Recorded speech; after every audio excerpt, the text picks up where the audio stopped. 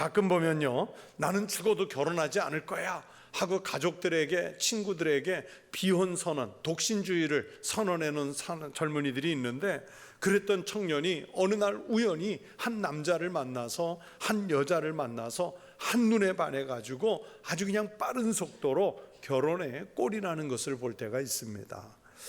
그렇게 진행되는 과정을 어쩌다 보면 참 그 만남이라는 게 너무너무 신비한 그런 과정인 거예요. 여러분, 집에 가시면 이따 가족들을 한번 찬찬히 들여다보고 생각해 보세요. 어떻게 저 사람이 내 남편이고 내 아내이고, 또 우리 집 아이들은 어떻게 내 자녀로 우리 가운데 들어올 수 있었을까 생각해 보세요. 가족들을 보고 있으면 정말 신비한 느낌이 들지 않습니까? 하나님께서 묶어주신 아주 신비한 만남입니다. 여러분도 여러분이 만나는 사람들, 여러분이 일하고 있는 일터들을 생각해 보세요. 교회 식구들, 직장에서 함께 일하는 동료들, 안 만날 수도 있는 사람들이었고 또 그런 일터인데, 오늘 내가 그들과 만나서 함께 일하고 공동체를 형성해 살아간다는 것은 정말 놀랍고 신비한 만남의 연속입니다. 그런데 여러분, 우리의 생애 중 가장 복되고 놀라운 만남은 어떤 만남이겠습니까? 우리가 만남을 갖는 무수한 관계 속에서 어떤 만남이 가장 신비합니까? 누구와의 만남이 여러분을 놀라게 하셨는지요? 무엇보다도 인생에서 가장 복되고 특별한 만남, 그러면서 가장 놀라운 만남은 다름 아닌 우리 주님 예수 그리스도와의 만남인 줄로 믿습니다. 예수 그리스도와의 만남은 우리에게 영원한 생명을 약속하고 하나님 나라의 구원을 약속하는 만남입니다. 그리고 험난한 우리 인생을 승리함으로 살아갈 수 있는 길을 가르쳐 주시는 만남입니다. 예수 그리스도께서 지나가실 때 많은 사람들이 예수를 만난 것 같지만 그들이 다 예수를 주로 고백하고 영접해 드린 것은 아니었지 않습니까? 우리는 거라사 지방에 군대 귀신 들렸던 사람을 예수께서 고쳐주신 사건을 기억합니다. 그때 예수님은 그 사람에게서 뽑아낸 군대 귀신을 2000여 마리의 돼지떼에게 들어가게 하셨는데, 귀신 들렸던 돼지떼들이 물로 뛰어들어서 몰사했습니다. 이 사건을 목격한 거라사 사람들은 순간적인 경제적 손실 때문에 안타까워하면서 예수님에게 그 지방에서 떠나시도록 예수님을 밀어냈습니다. 귀신을 쫓아내시고 병을 고치시며 하나님 나라를 선포하시는 예수 그리스도를 가장 가까운 면전에서 만났지만은 그들은 예수를 영접하지 않았고 자기네들에게서 떠나도록 그렇게 마음속에서부터 밀어냈습니다.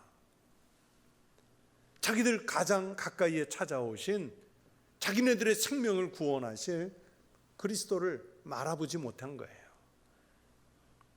누구보다도 예수님과 무수한 논쟁을 벌였던 바리새인들, 사두개인들 또는 서기관들은 어떻습니까? 그들은 예수님을 만났으나 메시아를 알아보지 못했고 예수를 영접하지 않았어요. 신학에 대해서는 잘 알았어요. 성경에 대해서는 누구보다 잘 알았어요. 하지만 알고만 있었지 그 말씀 속에서 예언하셨던 예수가 오셨으나 그들은 알아보지 못했고 만나지를 않았어요. 우리는 본디오 빌라도라는 인물을 기억합니다. 본디오 빌라도는 예수 그리스도를 직접 만났습니다. 누구보다도 가까이서 만났고 그분이 죄가 없는 분이라는 것을 법적으로나 공적으로 가장 잘 알고 있었던 사람이 폰티우스 빌라도예요. 그러나 그는 스스로 예수와 자기는 아무 관계가 없다는 상징으로 대야에 물을 받아 손을 씻어서 예수와의 관계를 절연하지 않습니까?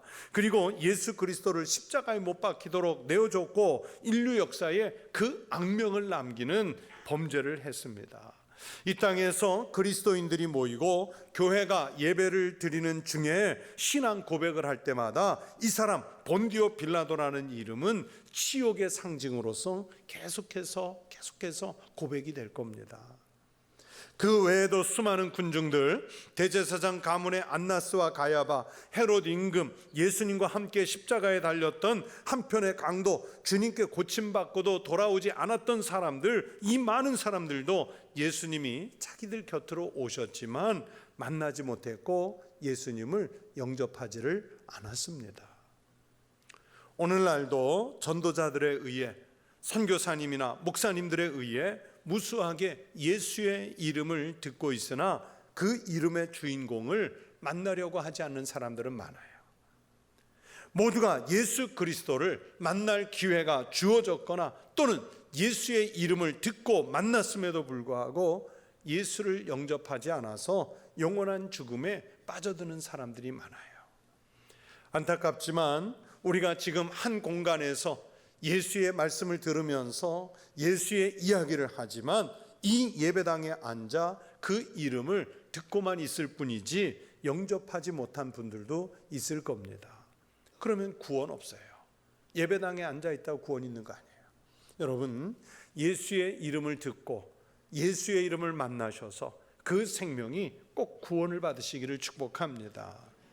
예수 그리스도를 만나 그분을 살아계신 하나님의 아들로, 나의 구원자로 고백한 사람들은요, 생명을 얻습니다. 수가성 사마리아 여인이라든지, 나인성 과부의 아들이라든지, 죽었다가 다시 살은 나사로, 혈루증을 앓는 여인, 스로보니게 여인 등 일일이 그 이름을 다 열거할 수 없는 무수한 사람들이 예수를 만났고요, 예수님을 주님으로 고백하면서 또 그렇게 영생을 얻었습니다.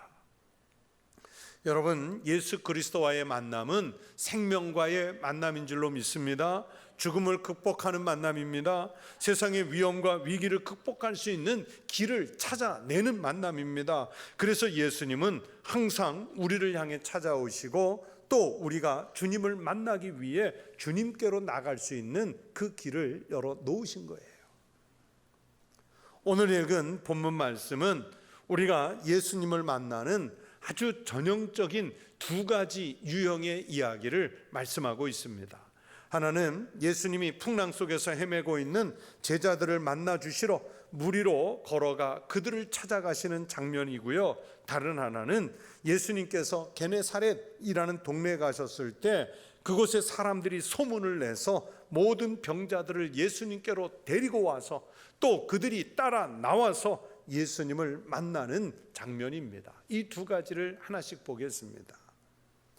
첫째는 우리가 생애의 위기를 만났을 때 우리에게 먼저 그리고 직접 찾아오시는 주님을 이 말씀에서 볼 수 있습니다. 예수님의 제자들이 예수님과 잠시 헤어져서 자기들끼리 배를 타고 갈릴리 호수를 건너가는 중입니다. 예수님과 헤어진 시간이 오늘 본문에 저물매 한 것으로 보아서 날이 저물기 시작하는 초저녁이라는 걸 알 수 있습니다. 그렇게 예수님과 헤어져서 작은 배를 타고 갈릴리 호수를 건너는 중에 풍랑을 만나서 죽을 위기에 빠지게 됩니다. 본문 25절을 보면 예수님께서 물 위를 걸어서 제자들에게 오고 있는 시간이 밤 사경이었다고 밝힙니다. 여러분, 이 밤 사경이라는 시간은 새벽 3시부터 6시까지를 말합니다. 깊은 밤을 지나서 해가 떠오르기 직전의 새벽입니다. 제자들의 입장에서는 날이 저물 때부터 사경 이 시간까지 풍랑을 만나서 밤새 시달리다가 이제 가장 힘든 시간에, 그래서 자기들이 지치고 살아갈 수 있는 희망, 이 풍랑을 헤쳐갈 수 있는 희망이 다 상실된 그런 시점에, 가장 힘든 시점에 들어섰을 때 주님이 물 위를 걸어서 자기들에게 오시는 걸 보는 거예요. 마가복음 6장 48절에서는 이 장면을 이렇게 말씀합니다. 바람이 거스름으로 제자들이 힘겹게 노젓는 것을 보시고 밤 사경쯤에 바다 위로 걸어서 그들에게 오사 지나가려고. 예수님께서 그들에게 오사. 제자들이 그랬던 것처럼 우리도 인생을 살아가면서 밤 사경과 같은 어두운 순간을 만날 때가 있습니다. 아무도 도와줄 수 없는 형편에서 아주 괴롭게 인생 항해의 노를 저어야 하는 순간들이 있습니다. 누군가 도와주기를 간절히 기다리지만 우리의 인생들 가운데는 아무도 도와줄 수 없는 풍랑의 한복판에 버려진 것 같이 우리가 고통스러운 때를 만날 때가 있습니다. 바로 그럴 때 우리 주님 찾아오시는 거예요. 우리를 만나시려고 직접 찾아오시는 거예요. 우리가 어려움과 위험 속에 있을 때 주님은 우리가 힘겹게 젖는 것을 지켜보고 계시다가 우리를 찾아오셔서 우리에게 구원과 위로를 베풀어 주시는 주님이십니다. 제자들이 가장 힘들어하던 그 시간에 그들에게 다가가 바다를 잠잠하게 하셨던 하나님의 능력이 우리에게도 임하십니다. 죽을 고비에서 예수님을 만나서 살아날 수 있었던 것처럼 우리가 인생 위기를 만났을 때 주님은 제자들에게 오시듯 그렇게 우리에게 다가오셔서 우리를 안전하게 해 주실 줄로 믿습니다. 대림절을 지나면서 누가 우리를 돕는지 몰라서 두려워할 때 제자들을 향해서 말씀하시듯이 안심하라, 나니 두려워하지 말라. 안심하라, 나니 두려워하지 말라. 그렇게 말씀하시면서 다정하게 우리에게 다가오시는 그 예수님을 이 대림절 기간에 꼭 만나는 성도들이 되시기를 바랍니다. 성도 여러분, 주님은 그 백성들이 자기의 연약함을 깨닫고 도우심이 필요한 줄을 알게 하시기 위해서 때론 우리를 어려움과 어두움 가운데 놓아두실 때가 있습니다. 그때 찾아오셔요. 안심하고 나니 두려워하지 말라. 그 말씀을 듣고 두려움 없이 주님을 만나는 것이 우리가 살 길인 줄로 믿습니다. 인생의 어려움에 처했을 때 진정한 용기는 스스로 강한 척하면서 홀로 서려고 하는 것이 아니라, 여러분, 믿음의 사람들은 우리 자신의 연약함을 주님 앞에서 인정하고 나를 만나기 위해서 다가오시는 주님을 만나는 것입니다. 구주 예수 그리스도를 신뢰할 때 우리 인생의 풍랑이 잠잠해지는 놀라운 축복을 경험하시게 될 줄로 믿습니다. 기독교 교육학자인 루이스 쉐릴이라는 분은 만남의 종교 심리라는 책에서 이런 말을 남겼어요. 하나님과의 만남이란 단순히 위기에 처해서 하나님이 인간과 조우함을 뜻한다. 다시 말하면 위기, 곧 성장의 전진 혹은 위험으로부터의 뒷걸음질 사이에서 결단을 내릴 때, 이때가 하나님이 인간을 만나시는 때인 것이다. 이런 말을 남겼어요. 이 문장을 제가 쉽게 바꾸어서 얘기하면요, 하나님은 하나님의 사람들이 위기를 만났을 때 그 위기를 이길 수 있도록 그들을 만나기 위해서 찾아오시는 하나님, 그리고 직접 만나주시는 하나님이라는 뜻입니다.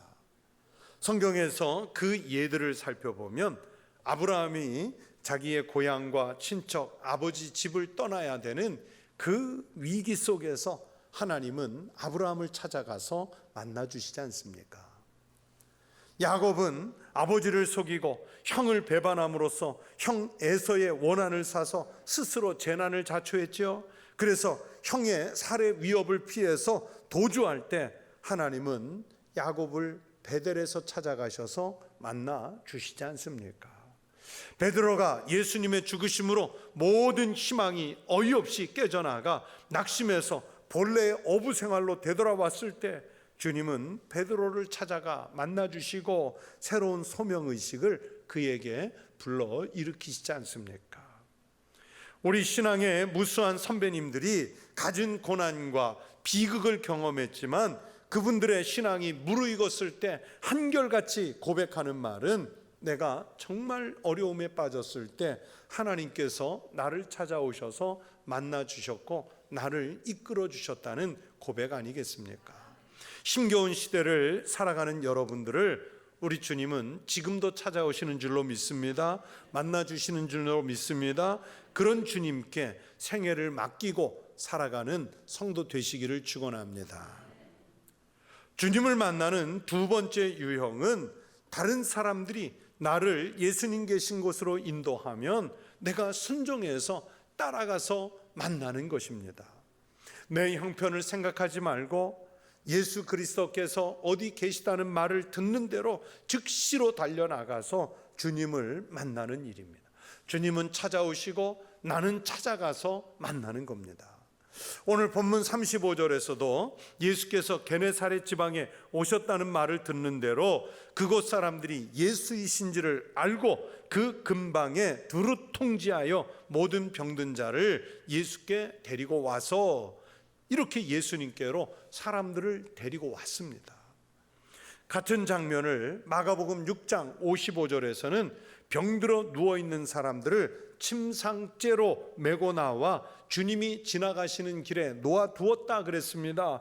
여러분, 침상째로 메고 나왔다는 것은 준비 없이 급히 데리고 나왔다는 뜻이지요. 주님을 만나려는 조급함이 이들의 행동 속에 있습니다. 이런 사람들의 간절한 소원은 예수님이 지나가실 때 옷자락이라도 손대고 싶은, 주님의 손가락이라도 한번 만져보고 싶은 그 마음 아니었겠습니까? 옛날에 헬라에서는 의사에게 갈 수 없는 병자들을 시장에 내다가 놓으면 지나가는 사람들이 서서 그들의 그 병에 대해서 어디가 아프냐, 그동안 무슨 치료를 했느냐 이렇게 물으면 그들이 또 대답을 하고, 그러면 지나가던 행인들이 위로해주고 지나가는 그런 풍습이 있었다고 합니다. 아마 그런 영향이 바다를 건너서 이곳 고대 중근동 지역에도 이런 풍습을 만들었던 것 같습니다. 게네사렛 지방의 사람들이 예수께서 어디 계시다는 말을 듣는 대로 병든 자를 침상째로 메고 나온 것은 단순히 지금까지처럼 길 가던 사람들에게 내 치료 과정 얘기하고 그들로부터 말 한마디로 위로나 받자고 한 행동은 아니었습니다. 본문 35절에 보면 그곳 사람들이 곧 예수이신 줄을 알고 데리고 나왔고, 그러면 병자들은 자발적으로 따라 나왔고 믿음으로 손을 대는 사람은 다 나음을 입었다고 오늘 본문이 말씀하시지 않습니까? 전도를 받아 나왔을 때 믿음으로 예수님을 만나고 손을 대는 사람은 고침을 받았다는 말씀입니다. 우리도 누군가가 예수님을 만나러 가자고 하면, 누군가가 성경을 통해 하나님의 말씀을 읽자고 하면, 또 이렇게 강단에서 하나님의 말씀이 선포되면 적극적으로 따라 나와야 하고 적극적으로 손을 내밀어서 주님을 만지고자 해야 합니다. 그래야 우리 인생이 고침을 받고 새 삶을 얻게 되는 줄로 믿습니다. 예수를 만나기 위해서 나오려면, 예수께로 가려고 하면 여러분 많은 장벽이 있을 수 있어요. 아마 어떤 사람은 누가 예수께로 데리고 가겠다고 했을 때 쓸데없는 짓 하지 말라고 완강하게 거절하면서 안 나온 사람도 있을 거예요. 우리가 전도해보면 알잖아요. 당연히 고침받지 못했습니다. 어떤 사람은 핑계를 대지요. 오늘은 시간이 없다, 오늘은 할 일이 많아서 같이 갈 수 없다, 거절했을 수도 있습니다. 그들은 당연히 자기의 문제를, 자기의 질병을, 자기의 그 삶을 회복하지 못하는 거예요. 예수께서 예루살렘으로 가시기 위해 여리고라고 하는 성을 지나가실 때 누가복음 18장에 보면 한 맹인이 길가에 앉아 구걸하다가 나사렛 예수께서 지나가신다 하는 말을 듣고 크게 소리를 질렀습니다. 다윗의 자손 예수여, 나를 불쌍히 여기소서. 다윗의 자손 예수여, 나를 불쌍히 여기소서. 얼마나 소리를 크게 질렀는지 주변의 사람들이 그를 꾸짖어 잠잠하라 야단을 쳤습니다.